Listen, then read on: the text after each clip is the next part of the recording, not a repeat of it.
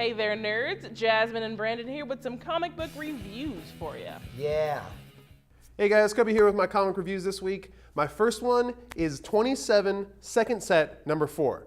Now I found something out today while reading this book and it kind of changed it up for me. It was still awesome, the artwork was still great, and the story was actually really good. It wrapped up this story arc, but I found out there's actually a 27 first set, and I haven't read it yet. I actually did not know this existed, so I'm gonna go check it out. I'll give you guys a review on that as well as soon as I finish it. But back to the main one, number 4 of the second set. It was actually really, really cool. You kind of see the culmination of what was going on. There's like a big contest that our hero Garland wins in a very weird way. Like you don't think he's gonna win, but he actually does, and it's kind of cool. It's a good ending with a big kind of like cliffhanger as to like how his life is gonna eventually end up. So I'm really excited for the third set.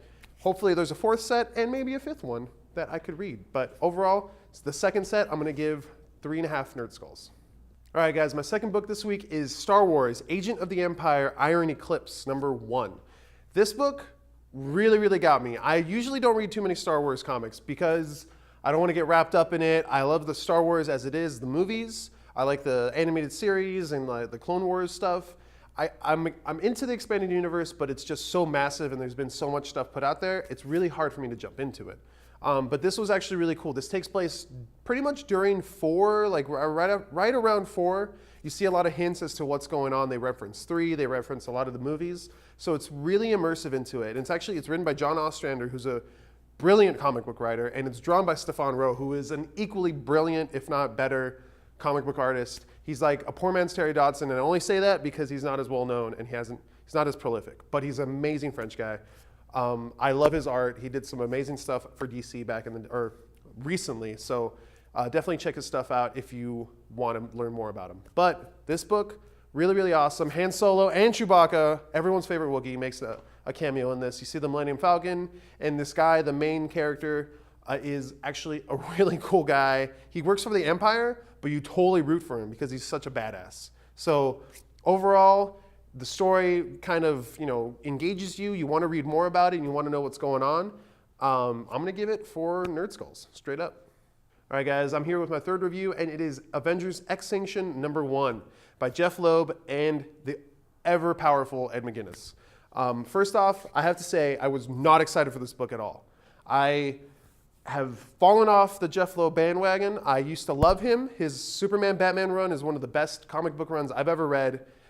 His early Marvel stuff is actually really, really good too, but he's kind of just teetered off. I read Hulk. Don't even get me started because I have a really big problem with that, although Ed McGuinness artwork in that is really, really cool. But this book was actually awesome. I am a huge Avengers fan. I'm an even bigger Cable fan, and the whole Summers family is probably my favorite family in all of comic books. So it's awesome to see him kind of trying to get his agenda like going, and he has to take out the Avengers pretty much. He pretty much takes out Captain America, which is one of the coolest things ever because Cable is actually dying in this. He only has a couple hours to live, and this whole 4-issue set is going to take place really, really shortly in a short amount of time. So that's really cool. It's nice and compressed. It's fast-paced, a lot of action, which is something that Jeff Loeb and Ed McGuinness do really, really well. So it was nice to see Jeff Loeb back on his feet in terms of good storytelling, but there was a few places where it kind of hiccuped and it didn't make sense and it was kind of rushed. It is 4 issues. There's a lot to pack into it, so I'm going to give it another chance. But overall, this was a 4 book, a 4 Nerd Skull book. All right, guys, my final book is Batgirl number 4. And I got to say, I'm saving the best for last. This book, jaw dropper. Definitely one of the best books I've read of the week. It just kind of comes at you out of nowhere. Just Batgirl doing awesome action stuff, using her detective skills and kind of setting up her bad guy of the mirror in an awesome, really interesting way. She kind of decodes who he is and uses that against him. The biggest thing about this book, though, the reveal at the end, it is a jaw dropper. They make hints as to who it is and what might happen in the beginning of the book, but definitely I did not see this coming, and I gotta say, Gail Simone, awesome job. I'm gonna definitely give this 5 out of 5 Nerd Skulls. Hey there, nerds. Jasmine here with my comic book reviews for the week. First up, since it is Christmas time, is Jingle Belle gift wrapped. It is a sort of passion project of Paul Dini's that he does every year. It's really cute and awesome, and I am really stoked that I got to read it this year. It's pretty much Santa Claus and his daughter Jingle Belle, and the legendary Krampus is in this issue, basically trying to wreak havoc and get back into the way Christmas used to be, where him and Santa would scare kids into being good all year, and it's pretty cool. The whole story of the Krampus is awesome because in this book, he actually walks around with like a big switch and like spanks kids. That's their gift for the year. Like, he just spanks people. And I think it's really funny. And this book is very tongue-in-cheek and it's very adult in some of the jokes. So it was really cool for me, being that I'm not a big Christmas person. I thought it was very funny. I'm going to give this 5 out of 5 Nerd Skulls. You should definitely pick it up because it's awesome. Next up is Stitch number 2. I just like messing with Mike Wolfer, so I keep reviewing his books. This is another cool issue of Stitch. I really like this story. It's a sort of weird take on the war in the Middle East and horror and everything like that. And I really like it. It's pretty cool. They're crazy stitched monsters that like have their eyes stitched shut, and the art's pretty cool in that sense. There were a few panels where human beings looked funny, but you can't take all the bad with the good. I really like this comic just because it's pretty funny in the horror aspect. I really like it. And it's very well written, and it sort of has a lot of human touch to it. I know that sounds weird, but generally in horror movies or horror comics, it's just scary stuff, scary stuff, scary stuff. Here, you have 2 teams of people who have to work together to get out of this desert horrible situation they're in, and it's pretty cool. For those reasons, I really liked it. I'm going to give it 3.5 out of 5 Nerd Skulls. Read this book. It's pretty cool. Next up is The Intrepid Escape number 2, The Curse of Buddha's Tooth. This comic is really adorable and cute, and that's why I picked it up the first time, and that's why I picked it up today. It's just awesome. And it's a cool indie book that you don't see very often, where animals and people are sort of the same characters. There's no in between, I guess you could say. There's a like raccoon cop, and that just makes me laugh and make me happy. So it's really cool. I love this book just because it's sort of a weird take on Sherlock Holmes in a way, but it adds a lot of other sort of mystical elements to it, and it's just really well written and drawn, and I really like it. So I like it, so you should like it. I'm gonna give it 5 out of 5 Nerd Skulls. Next up is The Ray number 1. Not a lot of people were interested in this book, I was told, but I'm telling you that I reviewed it and it's pretty cool, so go check it out. I know it is one of the first New 52 that isn't one of the New 52, but it was still really good. You have the story of a guy becoming a superhero, and instead of telling you the dumb things he does trying to become a superhero, he tells you how his parents and his friends and his girlfriend reacted. And it's very funny, and it's very cute, and it's very tongue-in-cheek, and I really enjoyed it. It's very well written and drawn and all those things, and it's just a good story. It has nothing to do with anything, really, but it's still great. It doesn't tie into some crazy big event. It's just a good comic. So pick it up. I'm going to give it 5 out of 5 Nerd Skulls. Next up, we have Locke Key number 3. It's from the Clockworks series. We are almost done with this series, which makes me really sad because the entire book's almost gone, but this issue was very cool. They figure out how to go back in time with one of the keys and their grandfather clock. After issue 2, I'm not going to spoil it for you, but a ton of crazy stuff happens. So the house is in shambles and smells like gasoline, and their uncle's been beat up. It's so good. I love this comic. I'm going to be very sad to see it go, but this issue was great. So if you're not reading Locke and Key, go back and read every Locke and Key ever written because they're awesome. I'm going to give this 5 out of 5 Nerd Skulls. Hey, Haley here with my first comic review of the week, and it is Memoir number 5.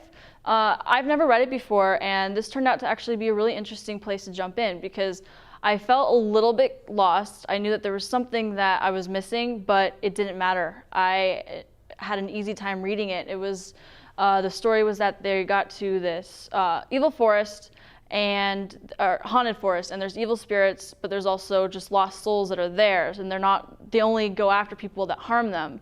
So there's just a lot of conflict, and they're trying to find this witch who's possessed by the evil spirits.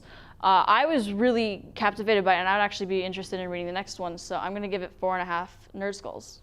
My next review is Magdalena number 10, and like the last one, I haven't read this series before, and I enjoyed it again. It was really bright, vivid art. There was a lot of, not quite as much as you would expect, but there was some really interesting mythological art in it. The story kind of didn't allow for as much like dragons and all that I would have liked, but I really liked it as a strong female character, and it's kind of Indiana Jones. I like that she's got this archaeological side to her, so I give it 4 out of 5 Nerd Skulls.